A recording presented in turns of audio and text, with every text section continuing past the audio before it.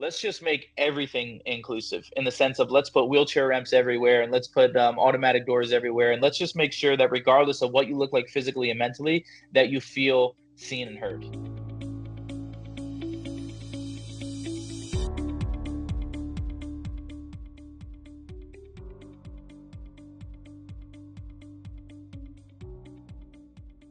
Mm.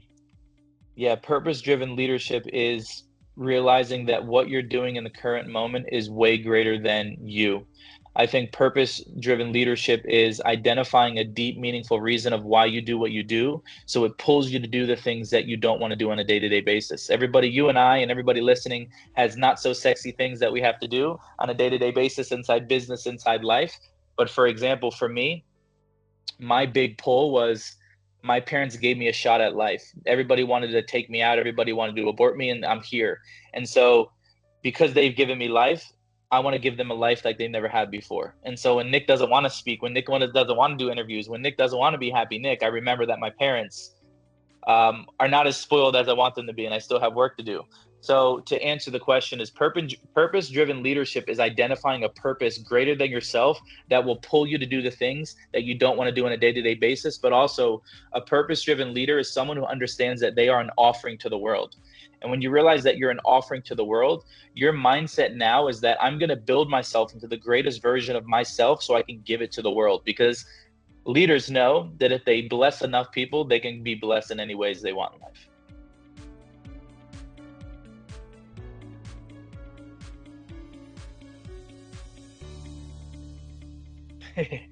um, yeah, no sleep. No, I'm just kidding.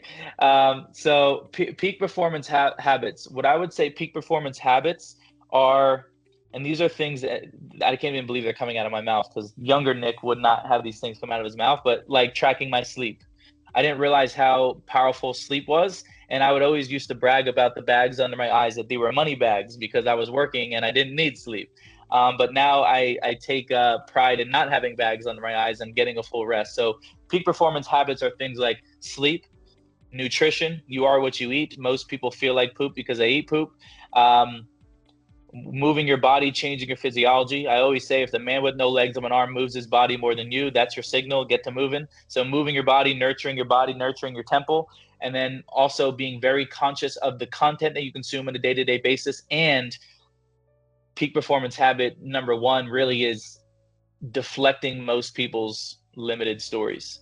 You're going to share your goals and your ideas and your visions with people, and then they're going to try to cast their thinking on you, and you always have to reject that and say it's not you. So taking care of your temple, always learning, always growing, always evolving.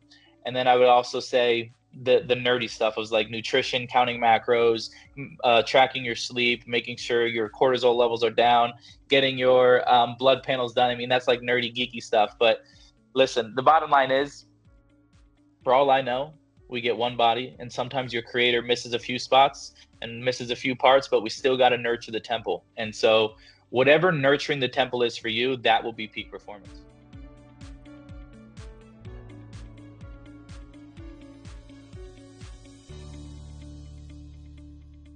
Yeah, you know what, this is a great question. I go back to the meaning you attach to it becomes the experience, right? And for example, I moved to UAE. I'll answer this with a story. I moved to UAE, and one of the reasons why I moved to Dubai was because the leadership changed my life. I was at the beach and I needed to use the restroom, and there was three restrooms. I noticed there was a male restroom, there was a female restroom, and then there was a restroom labeled POD. And I didn't know what that meant. And so I went to the worker and I was like, "Sir, which bathroom do I use?" And he's like, "Well, POD, that bathroom's for you." And I was like, "Oh, I have a private bathroom." And he was like, "Well," he's like, "here in UAE in Dubai, we don't use the term disabled or handicapped. We use the term people of determination." And when I heard that, it totally changed my life. And I realized that from the top down leadership, they changed the meaning. And because they changed the meaning, they changed the lives of the civilians. And so um, you want to redefine disability, use a different word. You want to redefine disability. Don't let it trigger you. Just shift the meaning that you have with it. If people use the term disabled or handicap, all you could say is, God bless you because you're not as evolved yet, but one day you'll get to the next level, and we'll use a different term. But also some people like the term. So whatever feels right for you. But I think ultimately the root of this question is, let's just make everything inclusive in the sense of let's put wheelchair ramps everywhere and let's put automatic doors everywhere. And let's just make sure that regardless of what you look like physically and mentally, that you feel seen and heard.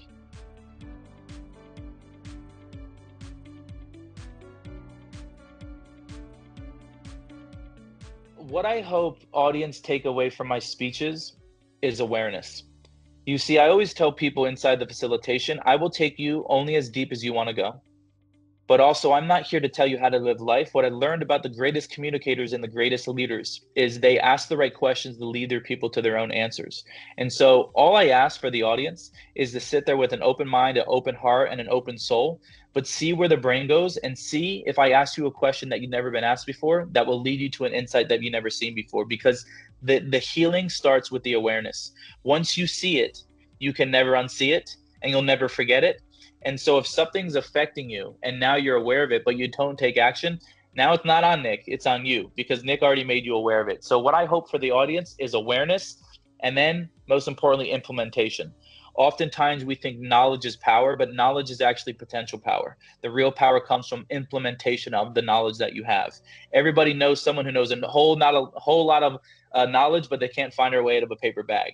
It's the one who executes and the one who's implements. So what I hope for the audience is a new level of awareness and a new level of implementation, so we can introduce you to a version of yourself that you haven't met yet.